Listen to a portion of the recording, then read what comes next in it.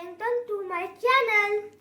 मनू बाबा चॅनल वरती आणि हलकाय तन रोज पण आरोग्य आणि टेस्टी जेवण मनू बाबाच्या दुनियेत तुम्ही करा प्रस्थान आणि ब्लॉग मध्ये मिळवा तुम्ही नवीन नवीन ज्ञान. इट्स मनू बाबा, इट्स मनू बाबा, इट्स मनू बाबा, इट्स मनू बाबा. हे पा आज आम्ही आणली आहे सुरमई. आता सुरमईची तुम्हाला रेसिपी सांगेल मी.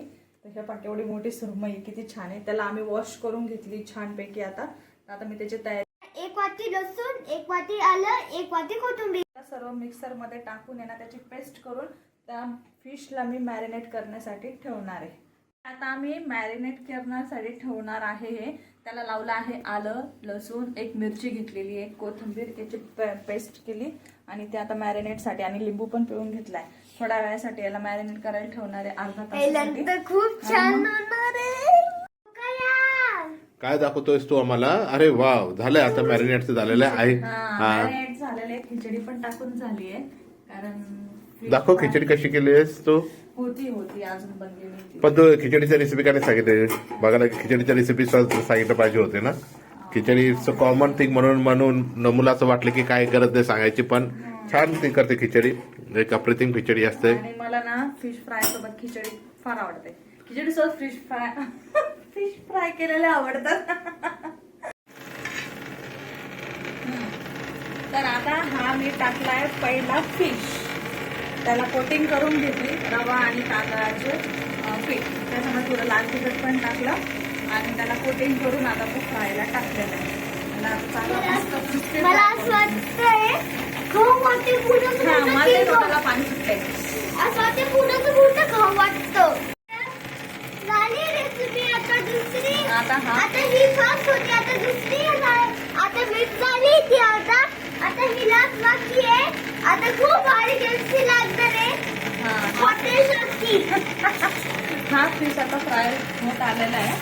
याला काढून आता मिरच्या टाकू आपण. बघा किती छान फ्राय झालाय. असं वाटतं पूर्ण हाटी बी खाल्लं पाहिजे आणि पूर्ण पीठ खाल्लं पाहिजे. खूप त्रास होतोय मला. तोंडात पाणी फुट लागलंय. मी चालू सुद्धा केलंय खाण्यासाठी. त्याचं छान सारे मासे फिश टेस्ट बघायला येतात आहे ना मग बाबा. कसं वाटतं? हा तुझं ना मला. दे बरे. कसं आहे?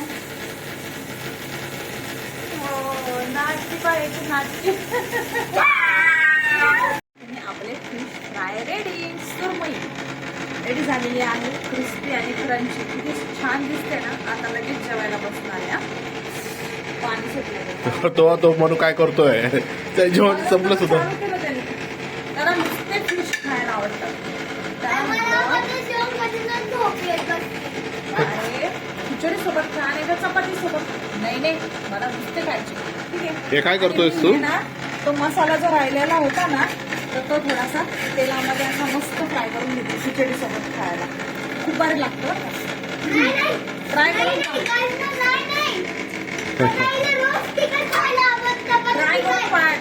पहा. मग तिखट तर मला आवडतंच. असं नाही तिखट असेल तर लाईक करा, सबस्क्राईब करा आणि कमेंट्स मध्ये सांगा की कशी वाटली आणि शेअर करा. Bye, good night, take care.